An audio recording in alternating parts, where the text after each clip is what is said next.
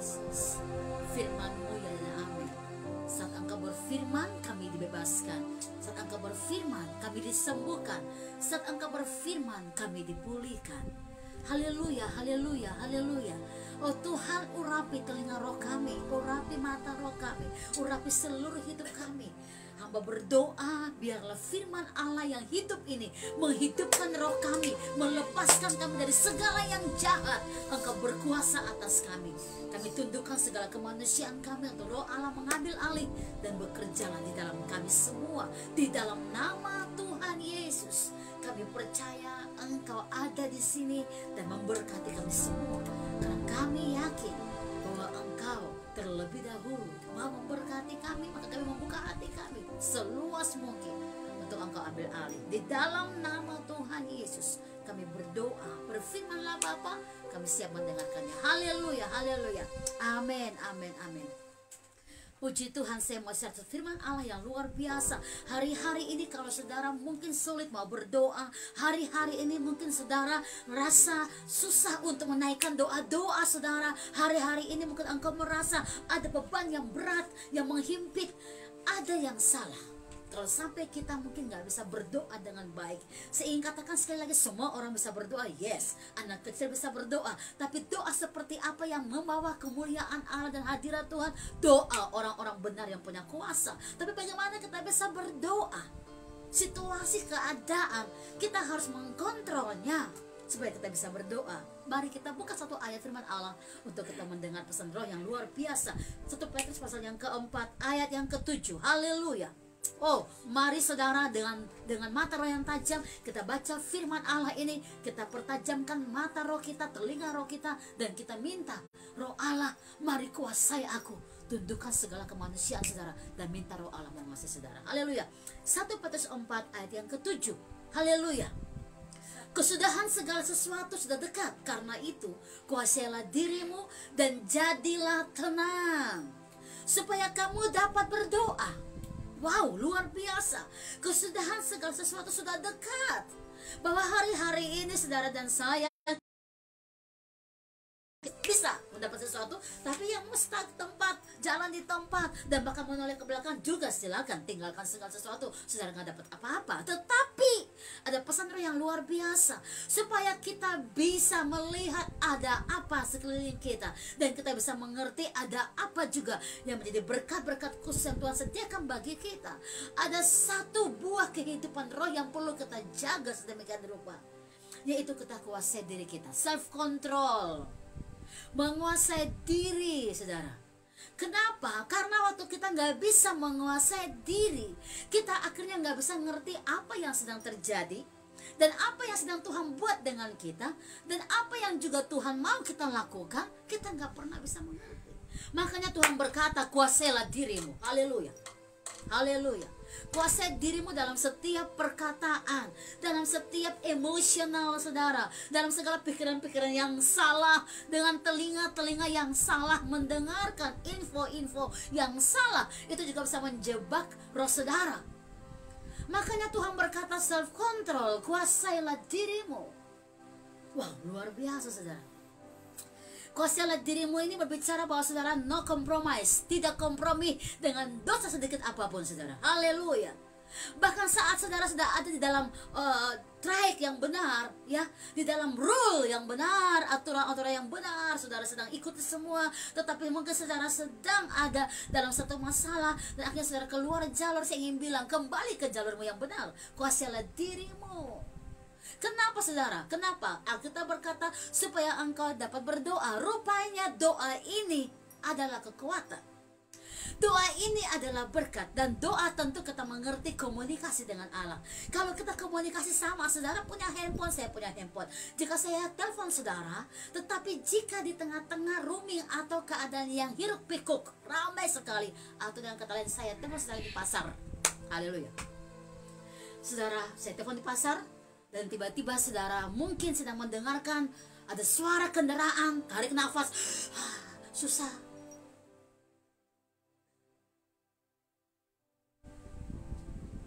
Cooling down, tenangkan diri saudara. Untuk bisa mendengarkan, saya mendengarkan suara saudara, sedang mendengarkan suara saya, kita harus ada di tempat yang khusus.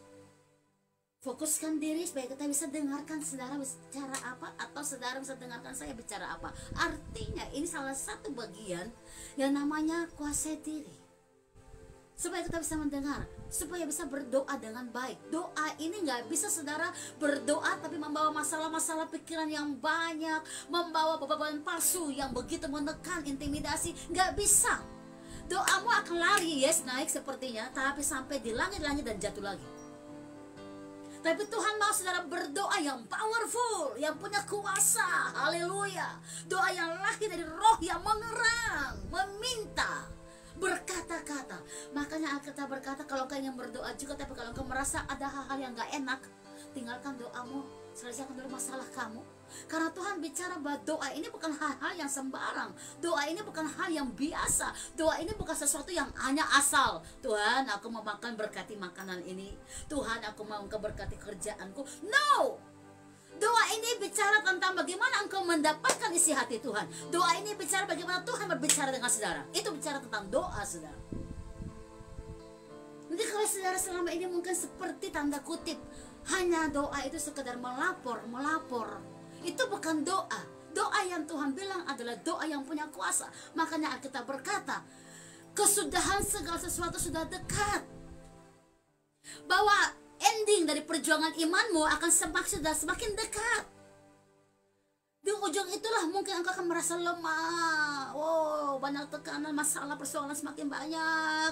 Imanmu sudah mulai goyah. Tapi Tuhan berkata malah sebaliknya, kuasailah dirimu. Kenapa? Karena di ending engkau akan jadi pemenang, saya juga jadi pemenang. Semua tergantung kita. Haleluya.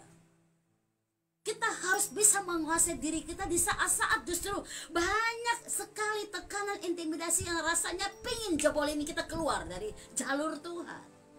Tapi engkau dan saya harus bisa menguasai diri kita kembali ke jalur Allah yang tepat, supaya kembali lagi saya katakan tadi, bisa berdoa. Doa adalah bicara dengan Tuhan, dan Tuhan bicara kepada saudara. Doa adalah sebuah kekuatan yang memberikan engkau kemenangan dan kemuliaan Allah nyata atas hidupmu.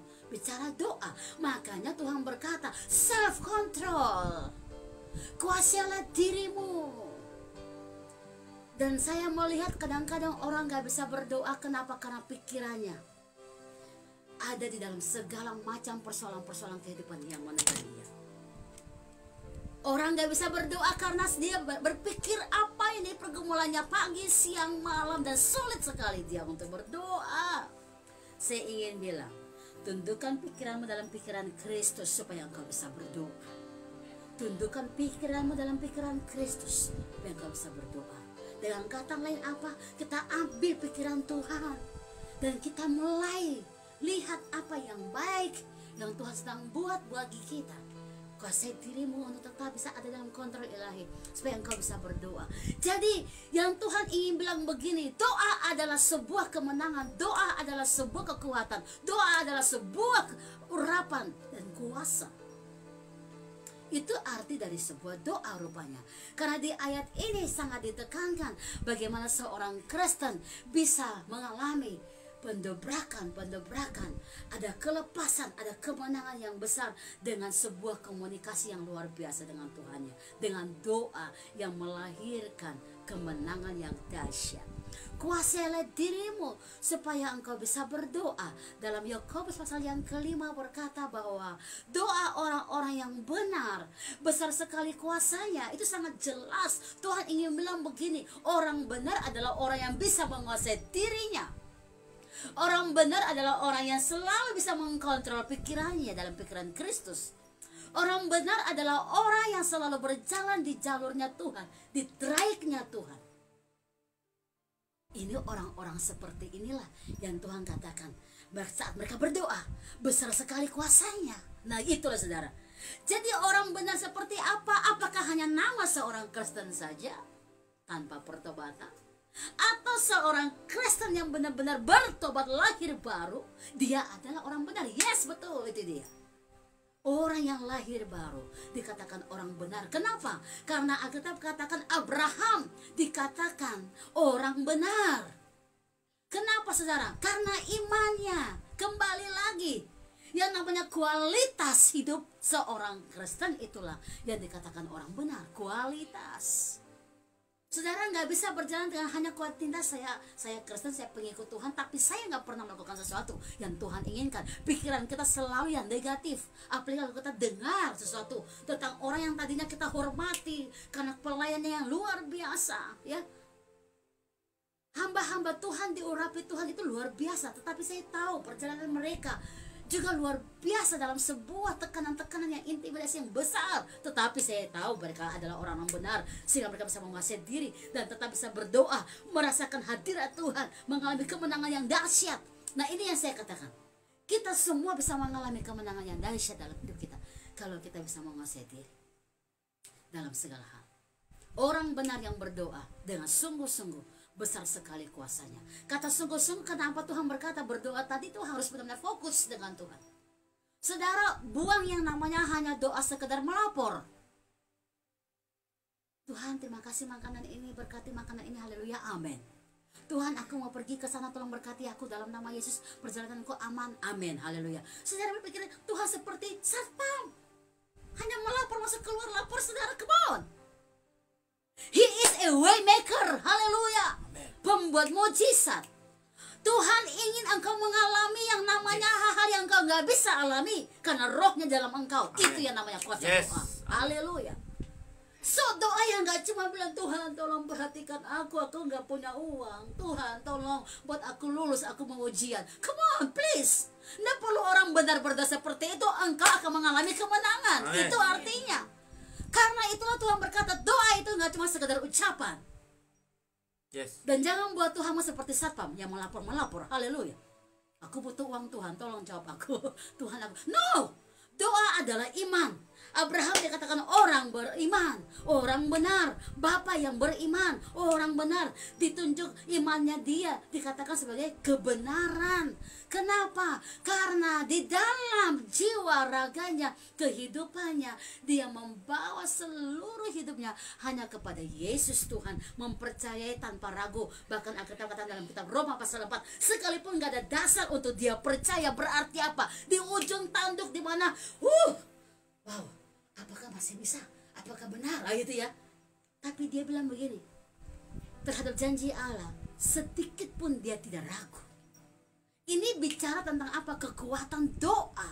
Ini bicara tentang apa? Satu hubungan, relationship dengan Yesus Tuhan dalam roh, saudara. Makanya namanya Abraham juga disebut sebagai seorang sahabatnya Allah. Kenapa? Sangat dekat dengan Tuhan, sangat berkomunikasi dengan Tuhan. Amen. Ini yang Tuhan katakan tentang orang benar yang berdoa. Engkau kuasai dirimu supaya engkau bisa jadi tenang dan bisa berdoa. Tuhan mau engkau tenang supaya engkau bisa merasakan yang namanya hadiratnya Tuhan. Pelajaran ini pertama yang saya sampaikan tentang kata Selah. Kalau saudara sering membaca firman Allah ini, saya mau bilang kata itu luar biasa. Kalau saudara dalam tekanan intimidasi sehari-hari sangat banyak banget. Mari ambil langkah Selah. Dan kata-kata ini paling sering banyak ada di dalam kitab Mazmur. Ya, waktu baca-baca kemudian ada Selah. Mari kita pelajari sebentar apa yang dikatakan tentang arti Selah. Pengertian Selah secara umum dulu kita belajar. Karena Alkitab bilang kuasailah dirimu supaya engkau dapat berdoa. Tenangkan dirimu. Ya, pengertian Selah secara umum adalah dalam konteks sastra Indonesia diartikan sebagai sebuah referensi. Dalam konteks liturgi diartikan sebagai bersujud.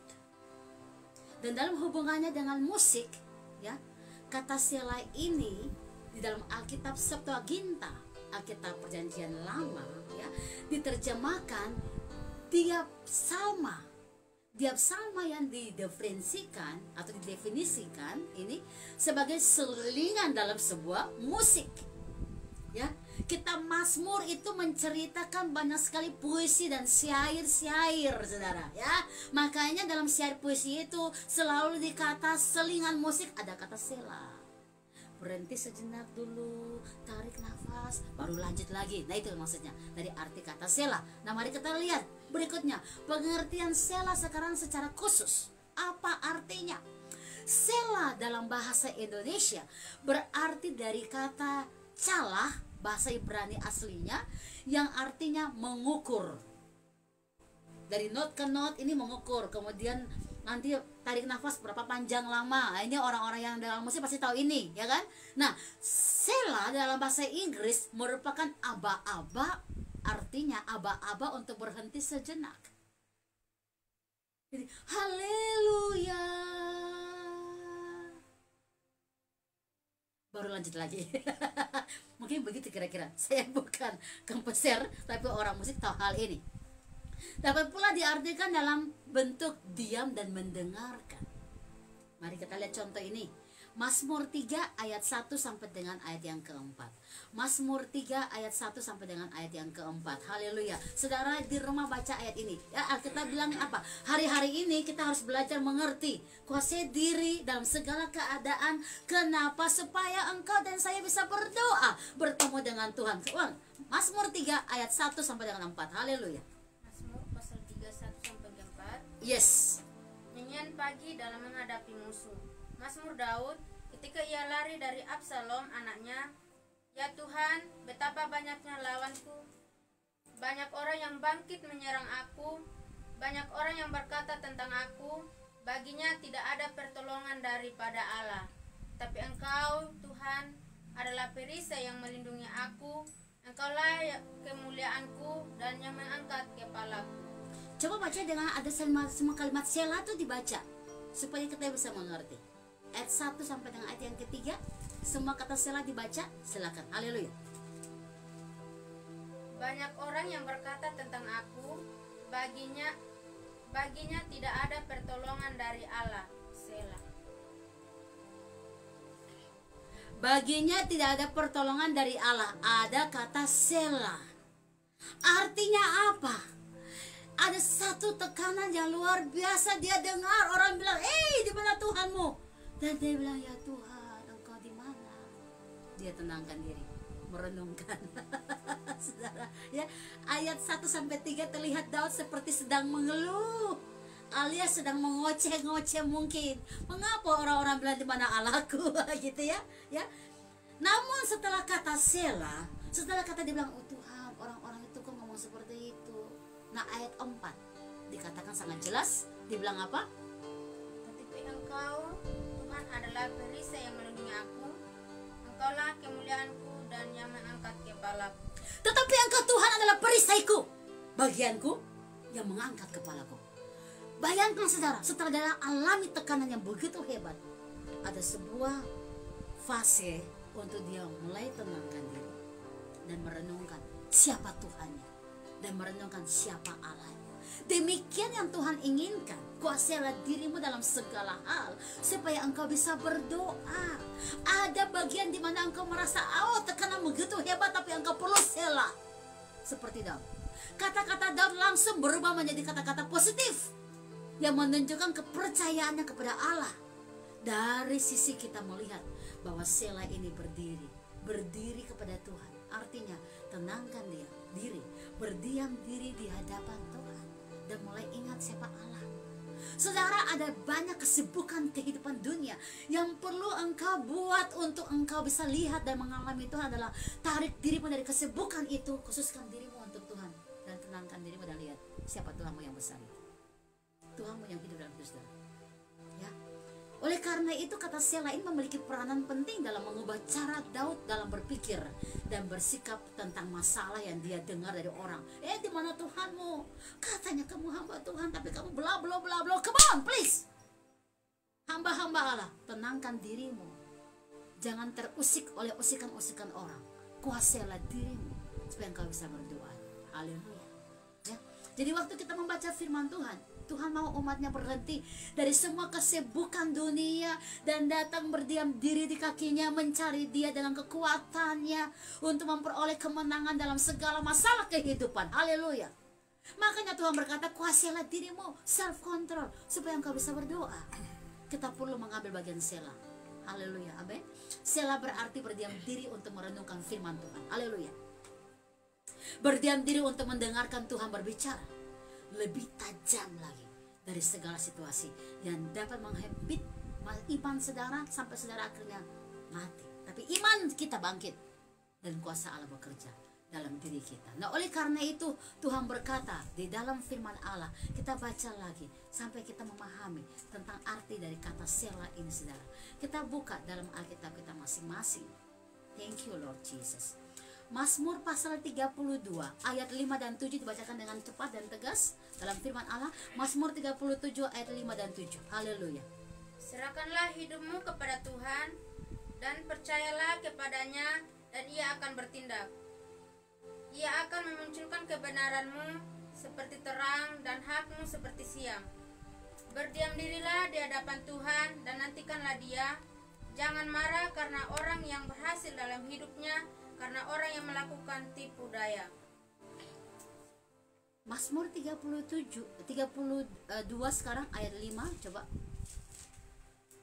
Mazmur 32 ayat yang kelima. Dosaku kuberitahukan kepadamu, dan kesalahanku tidaklah kusembunyikan.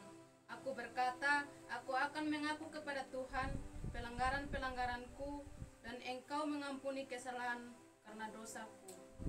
Ada kata Selah. Selah. Baca karena kita lagi belajar tentang kata Selah. Ulang lagi ya, 32 ayat 5. Ya, kita lihat ini. Ada masalah apa yang Daud alami sehingga dia bisa ungkapkan tentang kata-kata Selah ini sebagai tanda untuk dia berhenti sebentar. Silakan. Dosaku kuberitahukan Ya. kepadamu, dan kesalahanku tidaklah kusembunyikan. Ya. Aku berkata, aku akan mengaku kepada Tuhan pelanggaran-pelanggaranku, dan Engkau mengampuni kesalahan karena dosaku. Selah. Nah, jadi Daud sedang merenungkan, dosaku begitu banyak. Aku mau berbicara kepada Engkau dalam segala keadaan dan situasi. Aku mau membuat Engkau mendengarkan bahwa aku minta ampun. Ini satu bagian penting. Daud merasa ada banyak hal yang dia buat mungkin melanggar Tuhan, tetapi dia mengerti bagaimana cara untuk minta ampun. Orang minta ampun itu cuma bilang begini, Tuhan ampuni saya, haleluya, amin. No. Minta ampun itu perlu satu tindakan merendahkan hati dan merenungkan semua dan memberikan kesempatan untuk Roh Allah men-change everything, menggantikan segala sesuatu. Daud mulai berdoa, Tuhan, dosaku aku sampaikan, minta ampun kepada Engkau. Dia berhenti dalam doanya dia, karena dia mengerti bahwa aku sedang meminta ampun. Dia tidak istilahnya membiarkan dirinya hanya sekedar ucapan yang dia sampaikan, tapi hatinya harus bergerak. Makanya dia ambil tindakan untuk merendahkan hati di hadapan Allah. Ada kata Selah, berhenti untuk merenungkan bahwa dia layak untuk meminta pengampunan Tuhan dan menerima pengampunan dari Allah sendiri.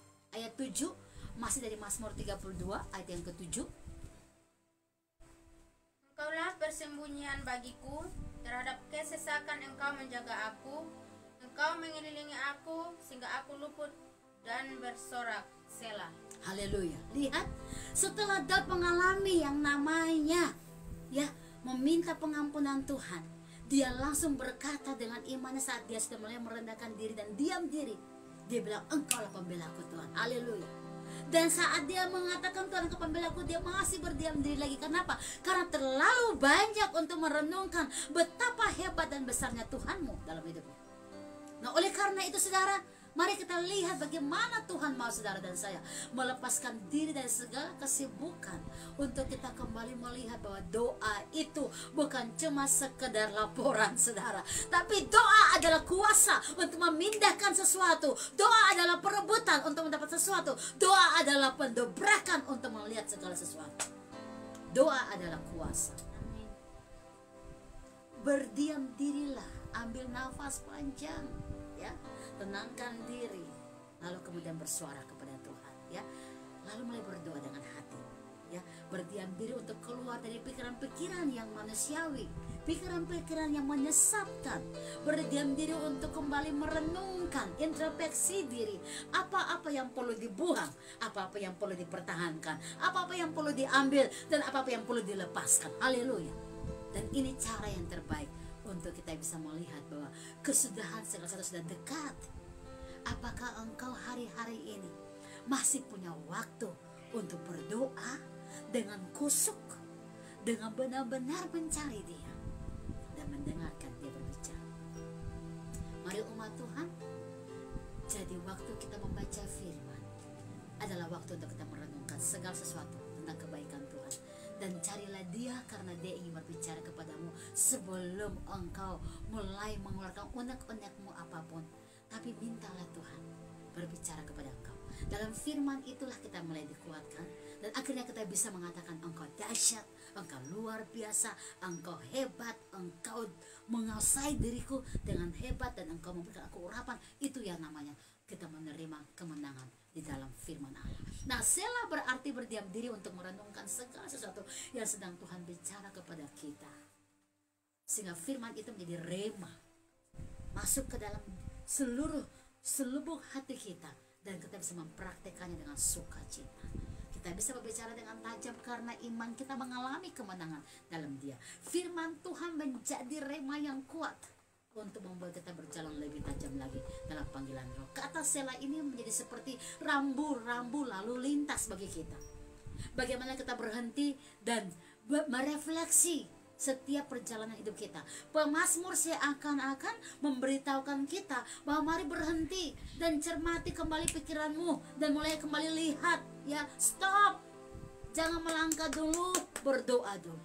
Stop, jangan pernah mengambil kesimpulan dulu kalau engkau belum berdoa. Stop, jangan pernah typing sesuatu sebelum engkau berdoa. Puji Tuhan, semalam dalam acara Women Impact kita bicara tentang wanita dan hukum, dan dalam subtemanya bicara bagaimana bijak online, supaya kita bisa mengerti bahwa ada hukum-hukum di dalam dunia yang bisa mengkontrol kita dalam segala hal, supaya kita bisa bijak beronline, gitu ya.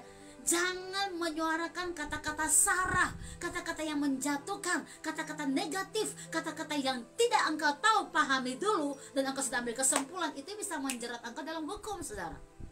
Nah, hukum Allah ini lebih dari sekedar itu, bahwa Dia memberikan kita kemenangan. Hukum Allah itu memberikan kita kemenangan. Makanya kita perlu mengambil satu sikap hidup kita untuk selalu Selah di hadapan Allah, supaya kita nggak salah dalam berespon, salah dalam menanggapi, salah dalam mengambil setiap langkah hidup kita. Mazmur 4 ayat 5 contoh seperti ini. Biarlah kamu marah, tetapi jangan berbuat dosa. Berkata-katalah dalam hatimu di tempat tidurmu, tetapi tetaplah diam. Selah. Luar biasa. Dan lagi bilang, oh hai jiwaku, kau marah, jangan kasih keluar kata-katamu karena tembok punya telinga, nanti tersebar dan segala macam, dan nanti kamu akan ditekan, intimidasi datang.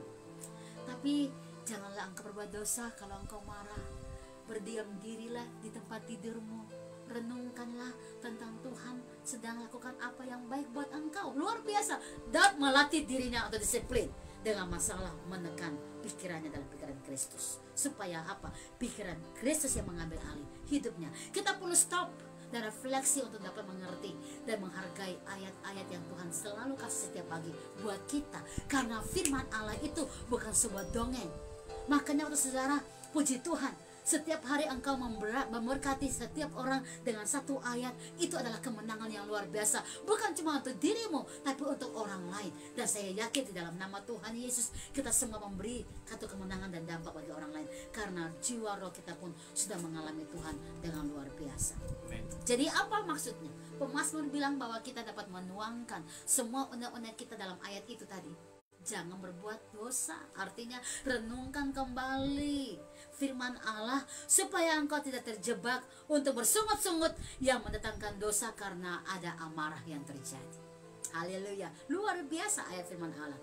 Kata retret atau mundur sejenak dari setiap kebiasaanmu untuk kembali merefresh hidup roh saudara. Itu arti dari Selah, saudara, ya.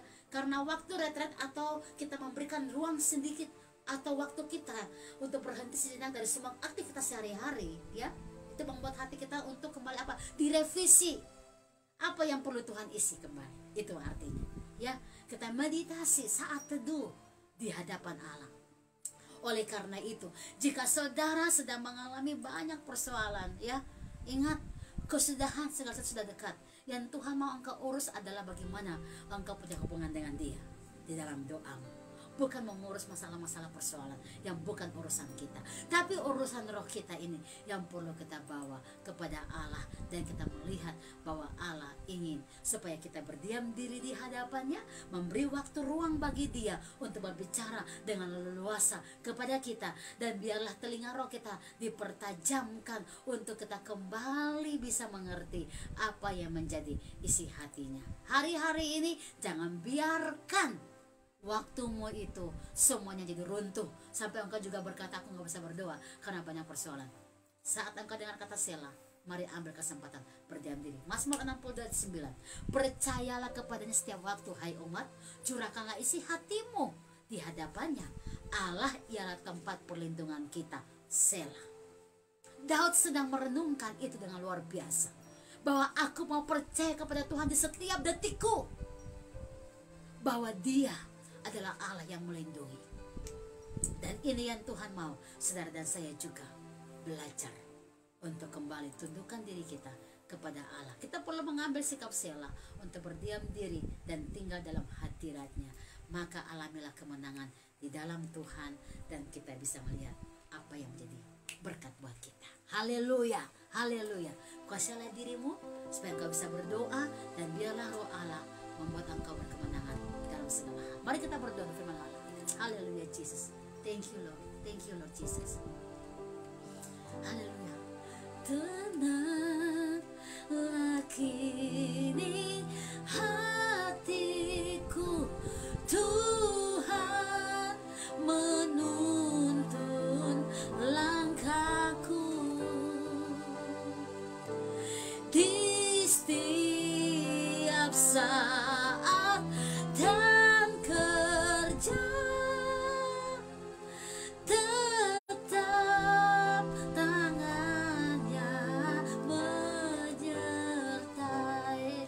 Tuhan yang tuntun, Tuhanlah yang membimbingku, tanganku dipegang teguh. Amin. Hatiku berserah penuh, tanganku dipegang teguh. Mari kita berdoa untuk firman Allah yang itu. Hamba berdoa, tenangkan setiap hati kami di dalam Engkau, dan mampukan kami untuk bisa menguasai diri kami dalam setiap keadaan, supaya kami bisa berdoa dan menyembah Engkau. Kami bisa menguasai diri kami untuk melihat setiap rencana-Mu nyata bagi kami. Hamba berdoa segala intimidasi, segala roh yang bukan daripada Allah, yang melemahkan, yang menekan, yang membuat kami lupa akan apa yang baik dan benar, kami putuskan di dalam nama Yesus. Hamba berdoa, roh Allah berkuasa atas kami, roh Allah menguasai kami, roh Allah pimpin kami, roh Allah ambil alih seluruh hidup kami, dan buat kami berkemenangan dalam Engkau. Kami mau mengambil waktu Selah untuk berdoa, karena doa mengandung banyak janji, doa mengandung kekuatan kuasa roh yang luar biasa. Maka kami izin Engkau berbicara kepada kami, dan kami ingin mendengarkan Engkau berbicara dalam doa-doa kami. Diberkatilah kami yang datang, di dalam nama Tuhan Yesus kami bersyukur dan berdoa. Haleluya, haleluya. Amin, amin, amin. God bless you all.